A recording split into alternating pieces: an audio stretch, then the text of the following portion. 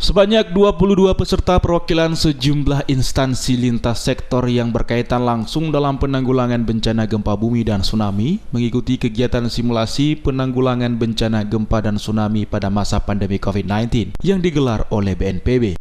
Kegiatan ini berlangsung selama 4 hari di Kota Banda Aceh.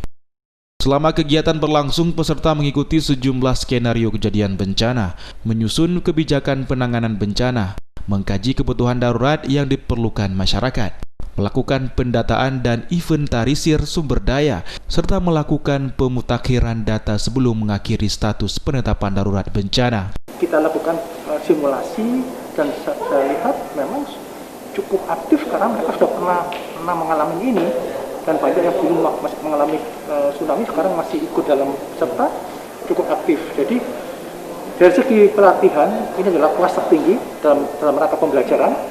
Kenapa dipilih Aceh? Karena mendarat potensi rawan bencana, kemudian pernah mengalami, sehingga ini perlu di-refresh, disegarkan kembali. Saya kira itu. BMKG Aceh mendata aktivitas gempa di masa pandemi COVID-19 di Indonesia meningkat. Terhitung sejak periode Maret hingga Mei 2020, aktivitas gempa yang terjadi sebanyak 2.860 kali. Termasuk gempa yang dirasakan oleh masyarakat sebanyak 196 kali.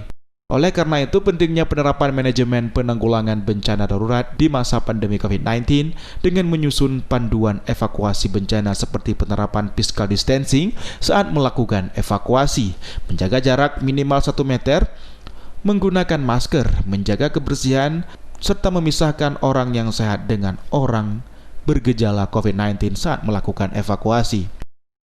Yang harus siaga lah kita, seperti tsunami dan gempa kan, itu harus tsunami. Jadi acara hari ini sangat penting karena sebenarnya ini kan hanya untuk menskenariokan masa darurat di dalam keadaan normal, supaya nanti waktu masa darurat tidak tergopoh-gopoh dan lain sebagainya.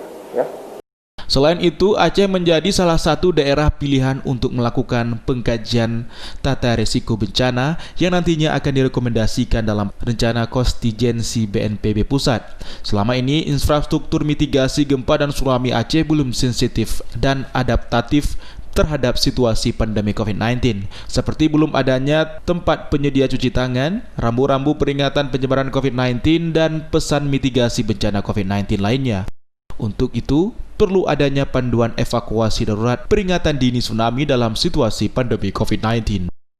Dari Banda Aceh, Munir Nur memberitakan.